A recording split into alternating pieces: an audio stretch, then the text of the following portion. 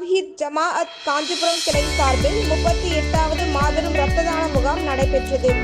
காஞ்சிபுரம் மாவட்டம் காஞ்சி மாநகராட்சிக்கு உட்பட்ட பூக்கடைச்சத்திரம் அருகே தமிழ்நாடு தவ்ஹீத் ஜமாஅத் காஞ்சிபுரம் கிளை மற்றும் காஞ்சி அரசு தலைமை பொது மருத்துவமனையுடன் இணைந்து 38வது இரத்த தான முகாம் தமிழ்நாடு தவ்ஹீத் ஜமாஅத் கிளை தலைவர் சாகுல் அமீத் தலைமையில் பூக்கடைச்சத்திரம் PTVS உயர்நிலைப் பள்ளியில் நடைபெற்றது. இரத்த தான முகாமில் 200க்கும் மேற்பட்ட பொதுமக்கள் சாதி மத பேதமின்றி கலந்து கொண்டு 102 நபர்கள் குருதி கொடை அளித்தனர். இந்நிகழ்வில் தமிழ்நாடு தவ்ஹீத் ஜமாஅத் காஞ்சிபுரம் மாவட்ட மருத்துவ அணி செயலாளர் சர்ஃபுதீன், துணை செயலாளர் அன்சாரி ஆகியோர் முன்னிலை வகித்தனர். கிளை செயலாளர் யூசுப், பொருளாளர் ஃபாசில், துணை செயலாளர் அப்துல்லா மற்றும் தொண்டர்கள் கலந்து கொண்டனர்.